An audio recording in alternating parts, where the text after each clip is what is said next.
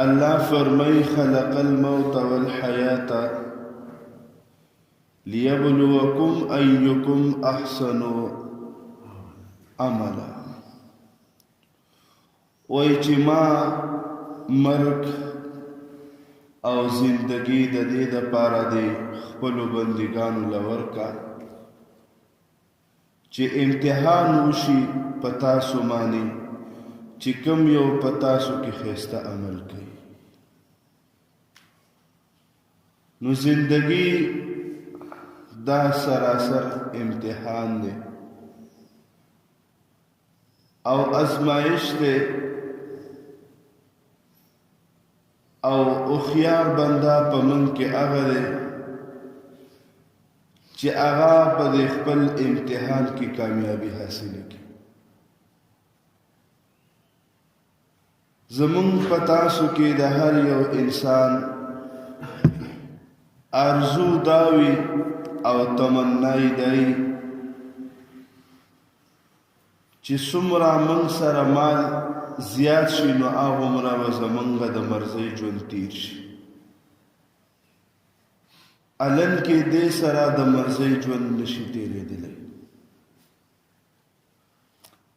او بیا کوشش دا کوو چې خپل اولاد د هغې تربیت هم داسې طریقې سره وشي چې هغوی هم څه نه څه دنیا حاصله کړي او د خپلې مرضۍ ژوند تیر کړي. مونږه کله کله مثالونو کې یو بل ته دا هم وایي چې ګوره پلانکي محنت کړی هغه دی مزې کوي، ډنګري هغه دی محنت کړی هغه دی مزې کوي. نو د دنیا ژوند د مرضۍ مطابق تیرول دا مزې نه دي، دا د انسان دپاره وروسته بیا ډېر نقصانات ته دې راوځي. بعضې څیزونه هغه داسې دي چې هغه په پیسه په مال باندې نشو اخیستی. کتاب خو به په مال باندې والو خو علم خو په مال نشو اخیستی.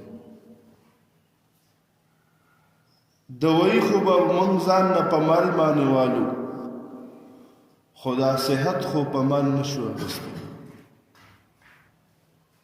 کپڑے با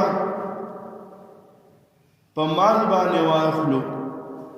پیزار با په مال باندې واخلو خو خوبصورتی خو په مال باندې نشي راتلی. اور دغه شانتې د انسان خوشامدید هغه به په مال باندې کو خو د انسان زړه خو موږ په مال نشو خوشحالولی. نو هر یو سیس په پیسه باندې نشي کېدی، هر یو سیس په دنیا باندې نشي میلاویدی. د مال او د دولت سوچ چې کله په معاشره کې عام شي، په هغه معاشره کې بیا بېچینیم ډېره زیاته شي، بد عملیم زیاته شي، بد اخلاقیم بیا زیات شي. په دې کتابونو کې یو 23-24 کسان لیکلي دي، انګریزان تیر شوي دي، چې دا په دنیا کې د ټولو نه مالدار ترین شخصیت و. په دې کې 18 کسانو مرګ په خودکشۍ باندې شوی او دا بقایه چې کومو دام لیوني ذهني دوی سکون والا نو داسې و چې بلکل هغه ډاکټرانو به وی چې دا د لیونو په واټ کې داخله و. نو کومال سره ټینشن ختمېدی نو اول خو به دغه 18 کسانو خودکشي نه کوله او دا څه به ورسره لیوني کېدی نه. نو مال دولت استعمالول به قدر ضرورت، مقصد نه جوړول. د دې د وجې نه قرآن شریف او د موږ د پیغمبر پاک صلی الله علیه وسلم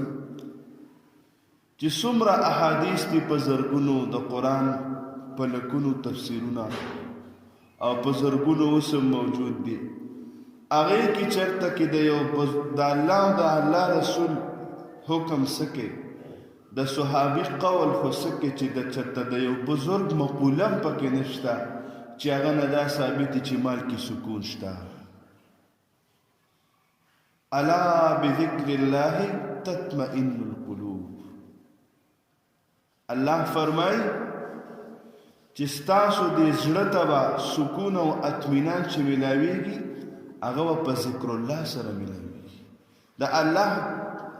په یاد سره، د الله په حکم منلو سره او د الله په حکم کې د حبیب پاک صلی الله علیه وسلم سنت طریقې هغه شامل دي.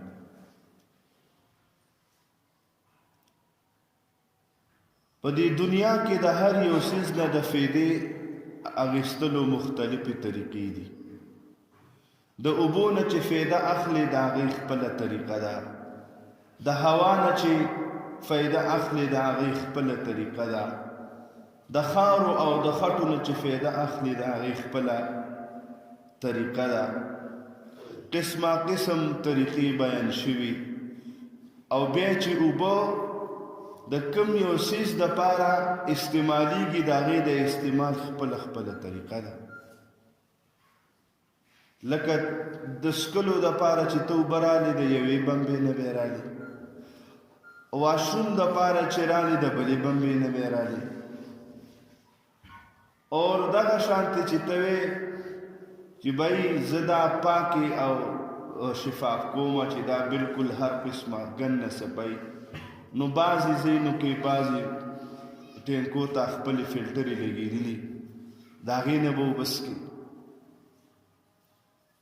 دغه شانتې د الله جل جلاله د خزانو نه د فایدې اخیستلو طریقه ده چې د الله جل جلاله دومره خزانې دي د هغې نه به فایده څنګه اخلو. نو هغه نبی کریم صلی الله علیه وسلم په خپلو احادیثو مبارکو کې والله جل شانه په قرآن کې ځای په ځای باندې د خپلو انعاماتو اظهار کړی چې زما انعامات او زما د خزانو دولت په درته څنګه میلاویږي طریقې موږ ته ښودلې ده. نو د هغې ان الله جل وعز وقار لمن تابع امري وجعل الذلة والصغار على من خالف امري. نبی کریم صلی الله علیه وسلم فرمایي چې چا زما حکم ومنو الله جل شانه بدل عزت ولیکي او عزت ته ورکي، او چې چا زما حکم ونمنو زما مخالفت وکړو الله بدل ذلت او صغار ورکي. صغار وی اصل کې د صغار معنی ده هغه کس چې هغه د قد نه لنډی، دلته په معنی صغار په معنی د تنګوالي د معیشت سره راغلی، د تنګوالي د زندګۍ سره راغلی. نو حضور صلی الله علیه وسلم فرمایي که چا زما مخالفت وکړو نو د هغه زندګي به صغار شي او دی به په خپله باندې ذلیله شي. قرآن شریف کې چې ځای په ځای راځي چې واطیعوا الله واطیعوا الرسول، نو دغه ځای کې الله جل شانه د خزانو اعلان کړی کنه که ته وې چې ما ته د زندګي بهار جوړ شي نو زما او زما د پیغمبر حبیب صلی الله علیه وسلم تابعداري وکړه هر څه به وشي. په قرآن شریف کې الله جل شانه د قومونو تذکری کړي، یو قوم پکې د هغې ته وایي قوم سبا. الله جل شانه د هغوی د کامیابۍ دپاره فرمای ولو ان اهل القرى آمنوا واتقوا لفتحنا عليهم بركات من السماء والارض. کدی قوم سبا چرته کې ایمان راوړی وي او تقوی اختیار کړی وي نو موږ به په دوی باندې کلاو کړی وي هغه دروازې د برکتونو من السماء د طرفه د اسمان نه هم والارض او د ځمکې د طرف نه هم. نو چې د اسمان نه برکات شروع شي او د ځمکې نه برکات شروع شي نو د انسان ټول برکتي شو دی بیا په برکاتو کې بند شو دی چې په کومه ځي د ته به برکت میلاوي چې په کومه باندې ځي د کارونه د هر څه به سمې خوري ولې چې الله جل شانه په کوم څیز باندې د برکاتو وعده کړې وه هغه تقوا ده او موږ تاسو کوشش وکړو او هغه څه نه څه د تقوا لاره اختیار کړو ټول مسایل به الله جل شانه حل کړي انشاءالله یوه کمره او دې کې موږ ناست یو ګرمي او پکې لګېدلی دې تیر چاپېره تاویږي ټولو ته هوا کې یو ماشوم راشي او بټنه بند کړي موږ ټولو ته پته ولګي چې هلکه دا خو پکې خو ډېر کار کو د بټنه وواله نو بیا بټنه ولګي بیا هغه کار شروع کړي هوا کې ټولو له بیا د الله جل شانه دا رحمتونه دا په موږ باندې هر وخت داسې راورېږي د پکې د هوا نه زیات خو بټنه یې موږ سره ده او هغه بټنه څه ده هغه بد عمل دي چې بد عمل وکړو د رحمت بټنه بند شي چې بد عمل وکړو د رحمت بټنه څه شي بند شي هغه شروع ده رحمت شروع ده خو چونکې منګ قابل نه ګوره د الله جل شانه په خزانو کې ګوره کمې نه راتلی شي او نه به راشي او د دې انسانانو په ورکړه باندې به دې ځمکه او په دې اسمان باندې یو آدم علیه السلام او یو سره بیبي حوا وه الله جل شانه به هغه وړه ورکول هغه ترکاري هغه روټۍ نن په دې ځمکه باندې د کربونو د اربونو نه زیات مخلوق پروت دی هغه یو الله دی هغه اسمان دی هغه ځمکه ده هغه نور دی هغه سپوږمۍ ده هغه خزانې دي کمې ورکې راغی چېرته د الله جل شانه په دې خپلو پیغمبرانو کې په یو پیغمبر وحي کړي چې دوی ته ووایه چې لږ کمه خورئ ګورې خزانو کې کمې را روان دي نه د الله تبارک وتعالی په خزانو کې کمې نه راځي خو کمې مونږ کې دی چې مونږ کې کمې دی نو خامخا په قرآن شریف کې په سورت طه کې الله تبارک وتعالی فرمایي ومن اعرض عن ذکری فإن له معیشة ضنکا وایي چې څوک زما د حکم نه مخ واړوي زما د حبیب صلی الله علیه وسلم د سنتو نه مخ واړوي فإن له معیشة ضنکا نو بېشکه موږ به بیا دله تنګ کړو د ده دا معیشت هر څه به ډېر تیري څنګه یې والله کار خراب دی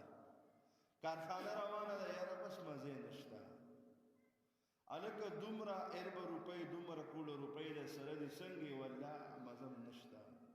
په شته هر څه کې به د معیشت په شته هر څه کې به د خوله کې ناشکري په شته هر څه کې به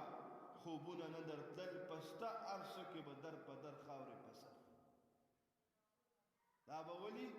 چې موږ او تاسو به څه پرېږدي د الله جل شانه حکم د حبیب صلی الله علیه وسلم طریقه نو معیشت ګوره دې وخت کې موږ وایو که نه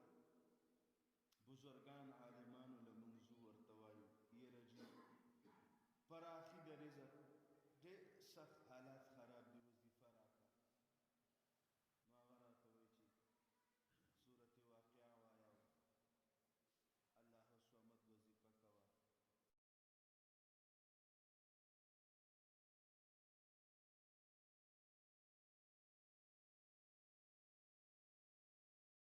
یو لسوه پیرې وایه او د قبلې طرف ته مخ کو مخکې وروسته ته درود شریف وایه ځه بل راشي یاره پلان کې کار دی سمې نه خوري او دا ځه یا لطیف ووایه 1500 پیرې ټیک شو زما عزتمندو وظایف دا ټول حق دي ثابت دي بهترین وظیفه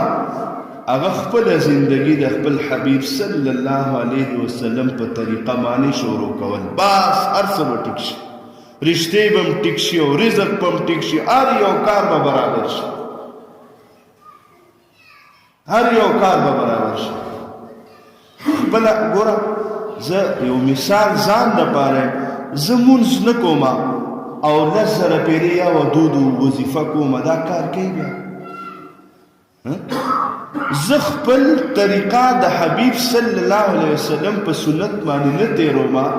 او یا لطوی په 10,000 پیرې ویمه لګېږم، دا بیا کار کوي؟ یاره جا وظیفه خو ما وکړه خو داسې څه بی وظیفه کې به کمال راشي، خو چې زما ستا دا زندګي د کمال والا جوړه شي. ته بیا یا ودودو 1100 پیرې په ځای 11 پیرې وایه کار به کوي.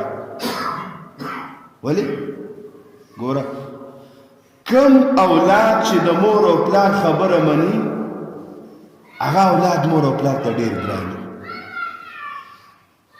زمونږ دا سټوډنټان بچي دي که نه، سکول له ځي، کالج له ځي، یونیورسټۍ له ځي، چې کوم بچی سټډي ډېره کوي او به مور او پلار تابعداره وي، نو چې دی وایي ابو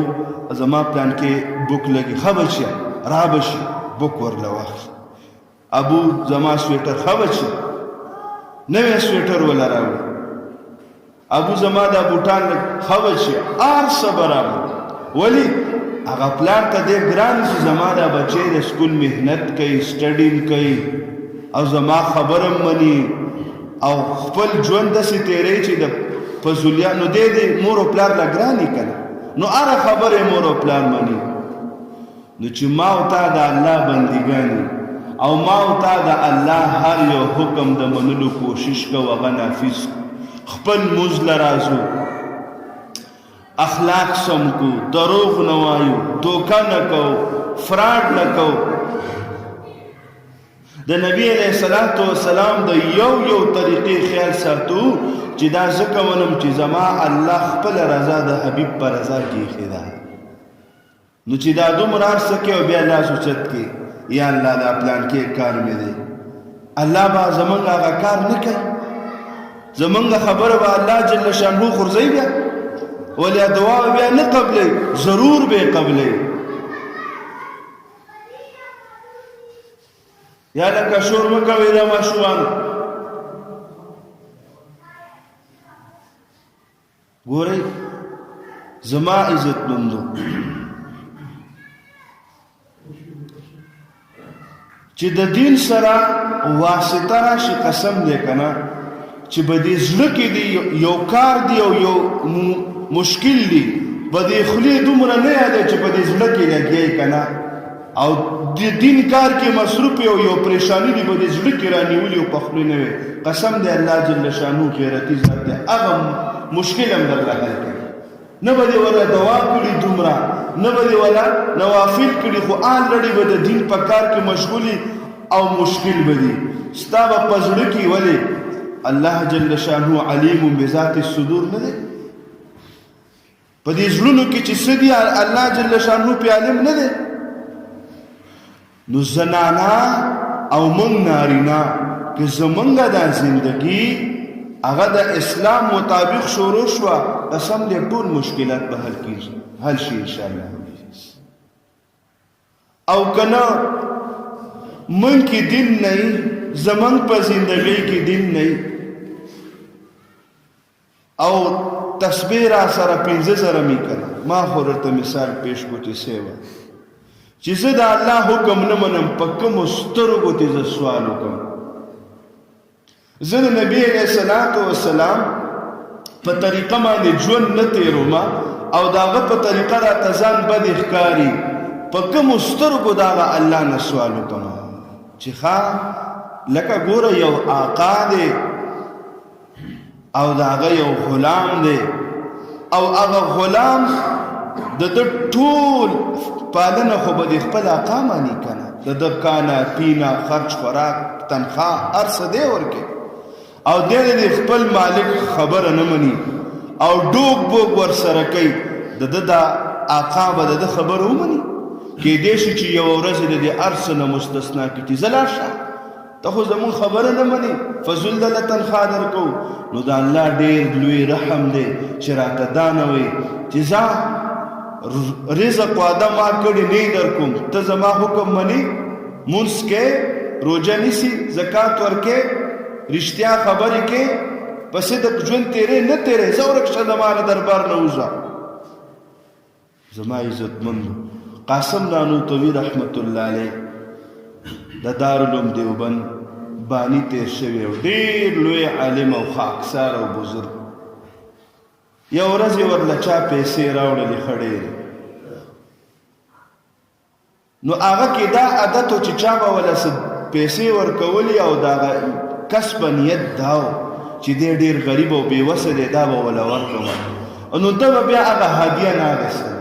بالکل به وي یاره صیبه زه نه علمه خفه نه شي بس بل چا له ورکړه نو یو کس راغی د هغه ټولې انداز داسې و چې هغه د حضرت صاحب ته دا وی چې لکه ته غریب یې او مسکین دا هدیه واخله نو مسجد کې ورته وایي صیبه دا بل چا له ورکړي زه نه شم قبلولی بیا ورته وایي حضرت تاسو بېوسه یې داسې د دل کار کوئ دا واخلئ وایي نه جي نه بلکل نه شم اخیستی خفه نه شم نو هغه چې داسې ووتو د دې چپلو ځای کې سوچ کو چې دومره مې ورله راوړلې او دا خو د سپینو زرو هغه روپۍ وي هغه سکې غونه بس داسې خیال شو د ده پیزار پراته و ټوله تیلې یې پکې ورواړوله او بار ته ووته لاړې چې زه اوس په دې راځي روچت بېږي نو چې کله دی د چپلو دې ځای له راغی که نه نو طالبان شاګردان ورسره وایي بچیا چې کله د دنیا نه مخ واړی وي الله به دله دې پیزار ته راولي وایي دا وګورې شا به اوس یې راغونډې کړي او تیلې کې واچوي کار پې روان کړي مستغني او حدیث مبارک کې راځي چې چا زهد د خلقو نه اختیار کو خلق په وسره محبت شروع کی او الله جل شانه به په د رحمت دروازې کولو کې زهد دغه ته وي خلقو نه مستغني کېدل بې پروا کېدل د دې دنیا د کائنات او د دې انسان د دې کائنات تخلیق ته چې لږ سوچ وکړو دا ټول یو شانتې راځي داسې خو کائنات د انسان نه علاوه دا اکبر دی او دا انسان د کائنات په مقابله کې د دې نور دی اصغر دی کائنات اکبر اسمان دی ځمکه ده غرونه دي بوټي دي دریابونه دي دا کائنات اکبر دی د الله جل شانه مخلوق او انسان دا کائنات اصغر دی ورکوټې مخلوق دی خو سوچ ورته کوئ سچ به د انسان په دې بدن کې دي دا ټول په دې ځمکه کې موجود دي ګورئ ورونو په دې بدن باندې د انسان ویښته شته شته که نه په دې ځمکه باندې وګورئ ونې بوټي شته که نه شته په منزله د ویښتو دي دا که نه دي د ځمکې د پاسم دي دا د دې انسان په دې بدن کې هډوکي دي مضبوط مضبوط د دې ځمکې د پاسم چې سوچ وکړو مضبوط مضبوط غرونه دي دا غرونه د ځمکې دپاره په منزله د هډوکي دي که نه دي بیا به د انسان کې دننه وګورو ده کې د اوبو یو سیسټم دی کلمې دي هغه نظام رګونه دي په دې ځمکه کې سوچ وکړو که نه په ده کې هم د اوبو رګونه دي خیال مشته ورته دریابونه سیندونه دې ته وګورو که